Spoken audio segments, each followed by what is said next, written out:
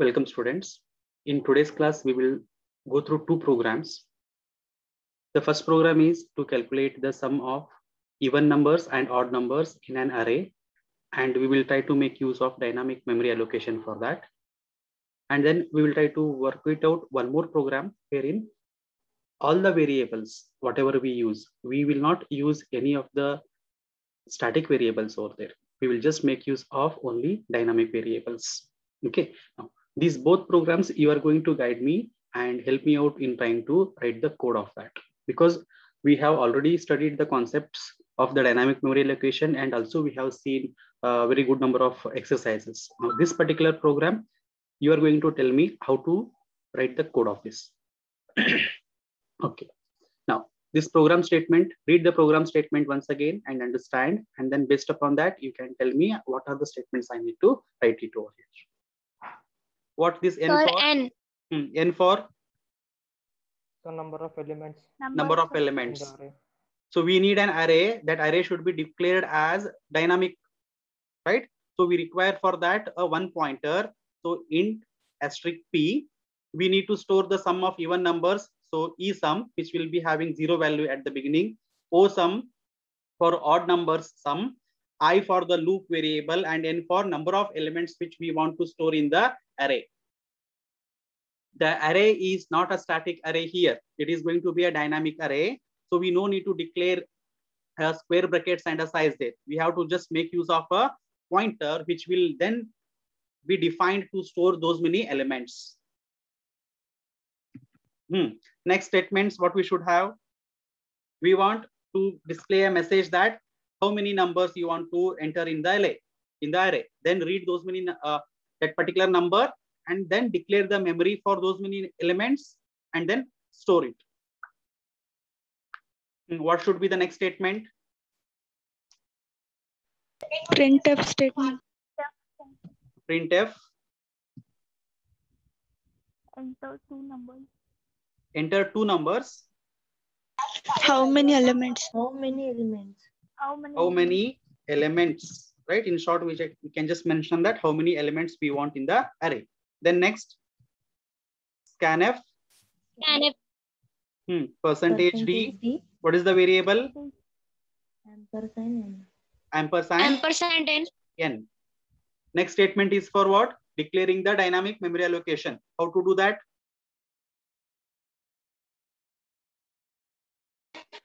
P is equal to int asterisk.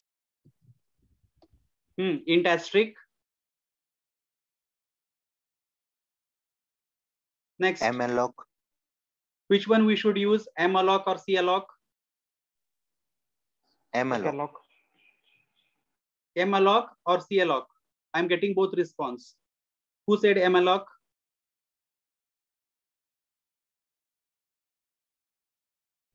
Sir, I. Yes, Vishal. Tell me. Sir, malloc.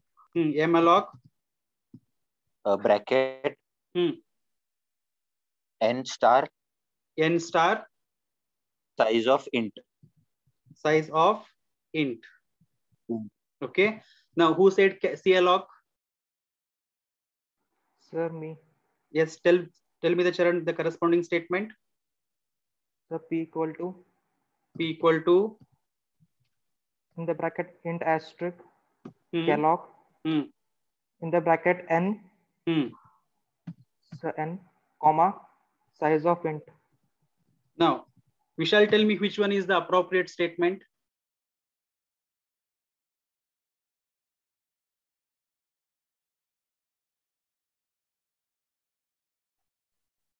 Vishal? Yes, sir. Which one is the appropriate method to use?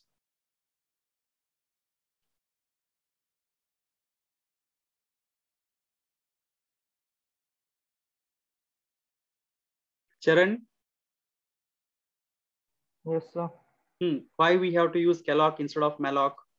Justify your answer. Sir, because we are storing more than one elements, and malloc stores a single block, sir, for elements, and calloc uses multiple blocks for storing. Multiple blocks. What, Vishal? Do you agree with him?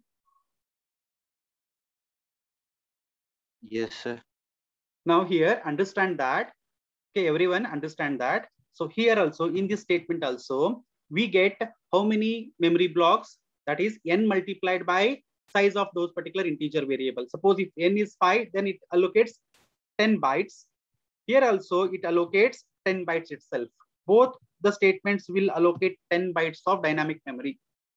Okay, now, but which one is feasible or which one is better to use? Since we want to store the array elements means what? A group of consecutive memory locations, right? In such cases, we are supposed to make use of the calloc function, the calloc, because it allocates contiguous memory locations. It allocates the contiguous memory locations. So instead of using the malloc, which also can initiate 10 bytes of memory, but this 10 bytes of memory is a one piece of a big memory, right? It is a single piece of a memory, those 10 bytes will be. But here in the calloc, it is like 2 bytes of 5 set of memory blocks, which is much more feasible for the to handle the arrays dynamically. So we will make use of the second function, that is calloc function. Okay, now next what we should have. Now generally tell me how many for loops I need to have here to calculate. First we need to read those many elements, then calculate the sum of even numbers or sum of odd numbers, and then display that particular sums. How many for loops are required? Sir, 2. Sir, 2. 2. One for Reading the elements. reading the elements, and second one for So Adding. calculating the sum of even and odd numbers. yes, adding or calculating the sum of even or odd numbers. Is it possible for us to get rid of one for loop? That is, can we use only one for loop instead of 2 times? Is it possible for us to use only one for loop, wherein reading the elements can also be done? At the time of reading the elements, try to calculate the sum also, and then later just display the sum of respective odd numbers or even numbers. Okay, look at here how we can do that. For I equal to, what will be the initial value of I? 0, sir. 0. Then I less than n, I plus N. plus. Now here I'm going to write few lines of code which will read the elements, and after reading the elements, immediately it starts adding onto the respective e sum or o sum, that is even sum or a odd sum. Okay, first we need to read the elements, so we can write scanf. Can you tell me what I should write in the scanf statement? Anyone else apart from Charan and Vishal? Apart from Charan and Vishal? Percentage D, then next after comma P plus I. P plus I. Okay, now and pay attention here. At this stage, suppose when the code starts executing, it would have displayed the how many elements, and I would have entered some number there. Say for assuming 5 number or a 6 number, right? Then it starts reading the elements. First time I will enter one particular number. That number will be stored into that onto that particular memory location. Before I read the next number, is it possible for us to calculate whether that particular number is an even number or an odd number? Based upon that, we can add the corresponding sum. How can we know whether a particular number is even or odd? So divided by 2 is equal to 0. Divided by 2 is equals to 0. Sir, if remainder is 0, it's even. Remainder is 0, not divided by equal to 0. Remainder is 0, right? Then now we can have a simple if condition. If that number, that particular number, if it is divisible by 2 and the result is 0. If that particular number is divisible by 2 and if the remainder becomes 0, that means what? The number is even or odd? So it's even. Even. It's even number. Now tell me, what should I write here at the place of number? Ampersand P plus I. Ampersand P plus I. What is ampersand is used for? Sorry, sir. Star, asterisk, sir. Asterisk P plus I. Asterisk. So Sir, bracket for bracket two plus should be I. there. Brackets, right? Asterisk P Yeah.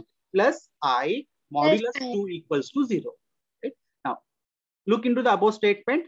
We have read the element and stored into an appropriate memory location. And from that particular memory location, we want the value, right? So asterisk P plus I. So we will retrieve that particular value and try to perform a modulus operation by 2. And if the remainder is becoming 0, that means what? The element which we have read here, which we have read in the previous line, is an even number. If it is even number, we should add it to corresponding variable, right? We will write E sum equals to E sum plus what? E sum equals to E sum plus Asterisk P P plus plus I. asterisk P plus I. I'm using the shorthand notation, students. You should be knowing the shorthand notations. Okay, then next. Else, if it is not an even number, then definitely it is an odd number. Then I can write the statement as odd sum equals to odd sum plus asterisk P plus I.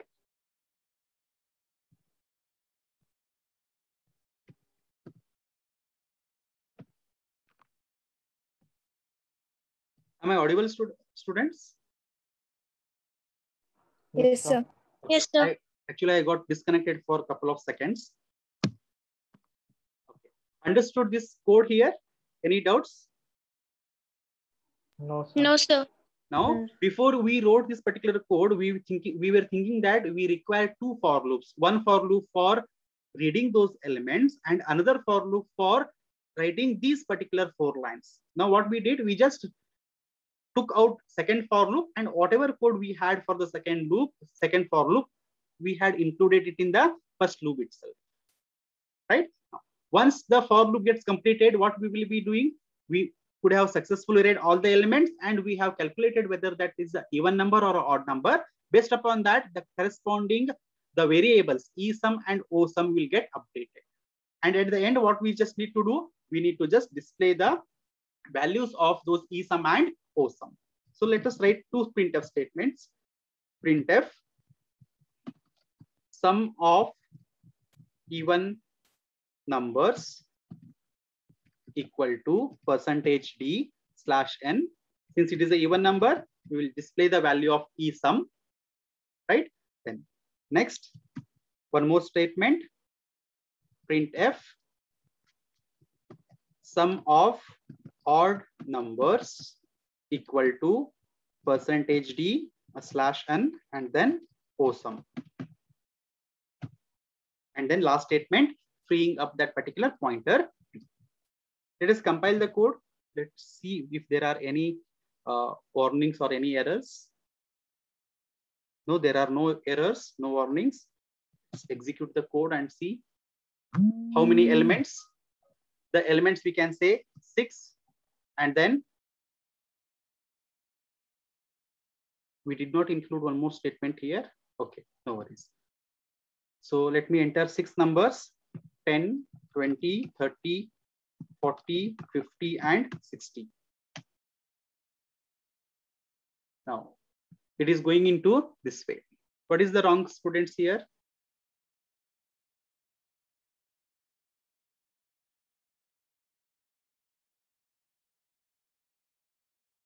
We got output like this. Can you identify the problem over here? Sir, that round brackets. Where round brackets? Which line number?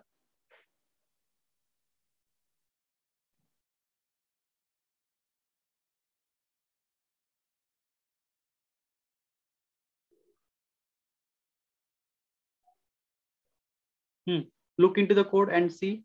Sir, after Kellogg. After Kellogg? Sir, after Kellogg sentence, we have not written that printf statement and scanf statement. No, you mean to say here. See, that is very simple. Just a printf statement like printf. You want to say that enter the elements, right? Yes, sir. This one you're talking about, right? Okay, it doesn't make a difference here. Let's compile and execute. Now say 5 elements, 10, 20, 30, 40, and 50. We are getting sum of all these numbers, but it is not calculating whether it is an even number or whether it is an odd number. Where could be the possible problem? Sir, after scanf statement. Sir, in scanf statement, P plus I should be in bracket. P plus I should be in bracket. So this P plus I, we have put it in the bracket itself. So in scanf statement.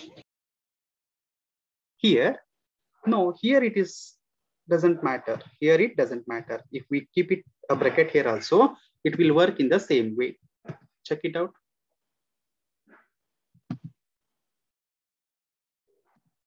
Five elements. Let me enter some different numbers: 2, 4, 6, 1, and 3.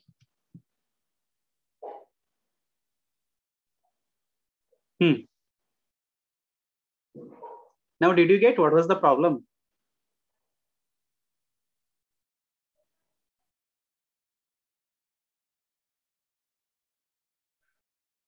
Students, I'm just pulling your legs here. Then you entered only even numbers, sir. Yeah, I'm just pulling your legs here, right? See, when I entered 5, I entered 10, 20, 30, 40, and 50. Now, all are even numbers only, right? So definitely it is what even number, all the numbers will be added under the even numbers itself. There are no odd numbers. Look at here, all are even numbers itself. That is the, you guys are static. You are bound to one set of values. So what you have assumed that this is nothing but 1, 2, 3, 4, 5. This is a odd number. This is even number. This is odd number. This is even number. Again, this is odd number, right? So don't be static always.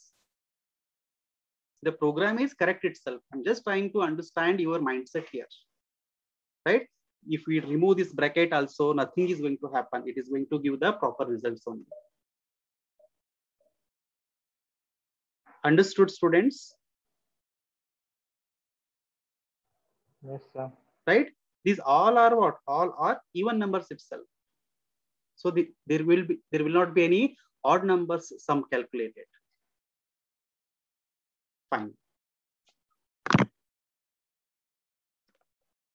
Now, I want you to work on one particular program. Okay. Now, this is even sum, odd sum. Okay, we have looked into here. If you carefully observe here, we have made use of only one dynamic memory allocation for the array. Whereas rest of the variables, all these variables are static itself, right? Means compilation time only the memory will get allocated for all these 4 variables: E sum, O sum, I, and N. Now, try to answer, is it possible for us to make these 4 variables as dynamically allocated memory? Is it possible for us to make them as a dynamic variables?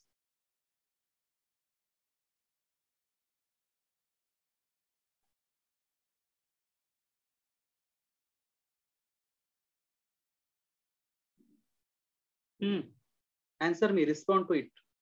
Is it possible?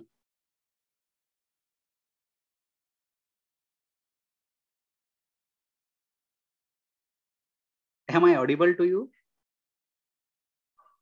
Yes, sir. Yes, sir. Now answer, is it possible? Now here, I have made it as a E sum, I have made it as a O sum, I and N. These variables are what? The variables which will be stored in the stack memory space, that is compile time memory allocation. Is it possible for us to represent them as a pointers so that we can allocate memory in the dynamic again?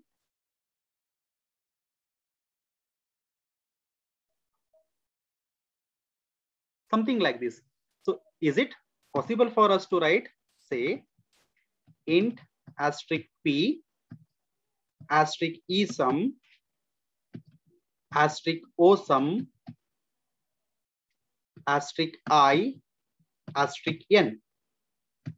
Is it possible?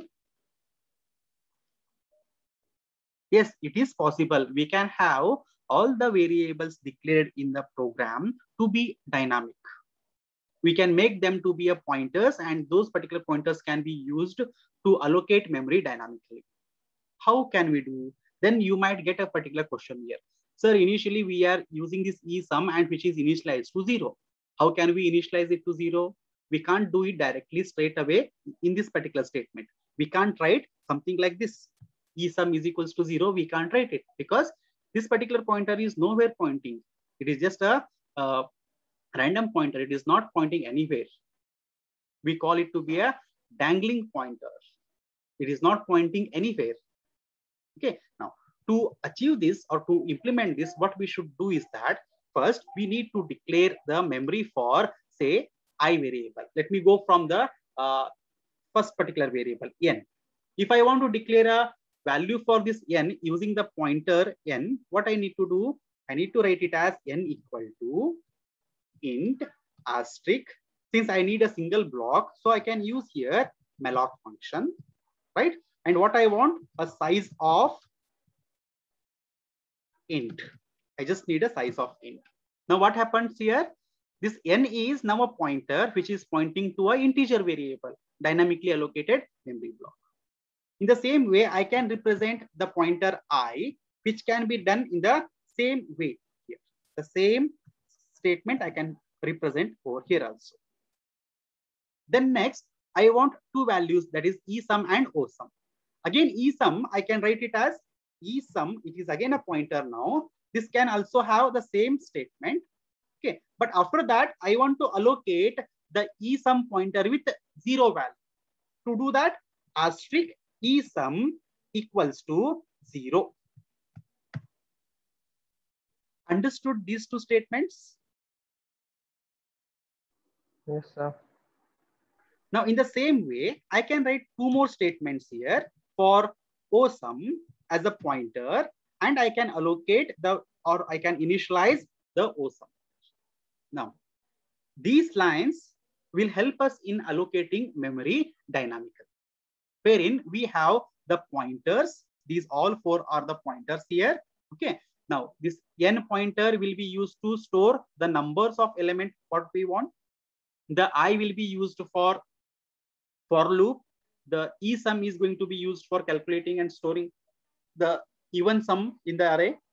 Similarly, odd sum. Only for eSum and OSum, after we initialize the memory, we have to allocate 0 as the initial values. 0 as the initial values. So to do that, asterisk eSum. Understood, students here? Yes, sir. Okay, now is the task. Task is that you need to complete this particular program in this way. So in the below lines of the code, okay, this particular code, you can just remember it. Okay, by next class, I want a solution for this particular program, wherein you are going to write a program, try to modify this. All these statements should be modified in order to implement this particular pointer concepts. Okay, now enter your attendance, be quick. You have 30 seconds left. I have shown you how to declare them dynamic memory here. Now you have to make use of these particular